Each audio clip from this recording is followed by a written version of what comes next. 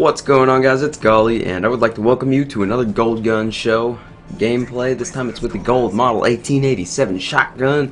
But before I get into anything about the gun or anything, I would just like to say, if you ever have a sore throat, make sure you just take like 2 tablespoons of honey down really quick, because I know this is like random Dr. Goldy shit, but right before I was about to do this commentary, I was like, oh my god, my throat feels like too raspy to do a commentary right now. What should I do?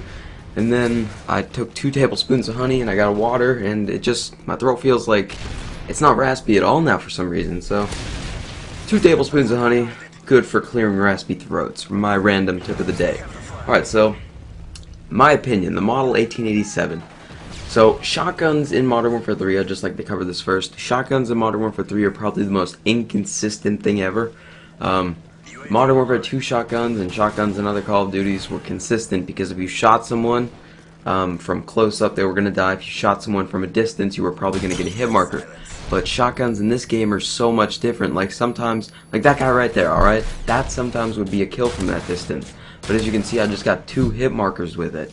So in up close, I'll sometimes get a hit marker when it should be a kill. So shotguns are really inconsistent in this game, but you just got to cope with the fact that they are. So, a few tips that I learned with the model. Damage is probably the best proficiency. I would say range is. I've tried range, I've tried focus. Focus is the best thing to use while you're trying to level the gun up. And range is good until you get damage for those 2 levels or so. But range just increases the range at which your model can kill people at. But at the same time, damage helps with getting more one-hit kills, because if you use the model, trust me, you'll get pissed off at hit markers, because I know I was a shitload of times trying to get this gun gold. And it's really hard to get one-hit kills with the model if you don't use this technique that I'm about to share with you guys. So if you notice from any of my kills, like I think this kill is one, I just hit the left trigger just really quick and zoom in, but I don't zoom in like the whole way. So I tap the left trigger and then pull the right trigger. And what that does is, it tightens your crosshairs a lot, so the bullet spread is going to be less, and you're more likely going to get a kill from a longer range.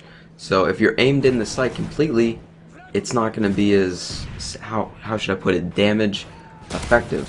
So tapping your left trigger right before you hit the right trigger is a really good strategy to use for the model. One of my friends that uses shotguns all the time actually told me that. So I would highly recommend doing that if you're going to use the model. And if you're actually looking for a challenge of a gun, I would use the model too, because from what I've used of all the guns in Modern Warfare 3, I only have about 2 or 3 guns left to get gold, the KSG and the AA-12. And from what I've used out of every gun in Modern Warfare 3 so far, I'd have to say that the model is the hardest one to use. So it's a real challenge to get gold, and if you're up for the challenge, I'd say go for it. So now I just wanted to go over the perks and the setup I'm using with my model class, so maybe it can improve your model class or just your shotgun classes in general. First off, I would like to say steady aim is probably the most important thing to have on a shotgun class, because steady aim to a shotgun is quick draw and marksman to a sniper. Without steady aim, you're not going to be as good with a shotgun, and that's pretty much a fact, alright? So with a shotgun, you're going to be up close to the enemy the whole time, and you're going to be sprinting a lot, so you're getting close to the enemy. That's why I would also recommend extreme conditioning, because the shotgun is a really close range gun, and the closer you get to the enemy, the better, and extreme conditioning lets you sprint more, so I would definitely recommend extreme conditioning also. But back to steady aim.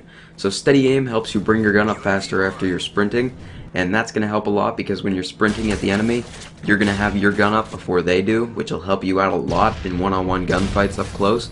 And then steady aim also tightens your crosshairs, and shotguns are mainly fired from the hip, so why the hell not use steady aim, you know? Since it's tightening your crosshairs and it's letting you bring your gun up faster after you sprint, it's like the perfect shotgun perk. And another thing that would really help with a shotgun is Assassin. I recommend is the second perk, just because when you're running around and stuff, you don't want to be seen on the UAV, and if you stay off the UAV, that gives you a greater chance of sneaking up behind the enemy and killing them.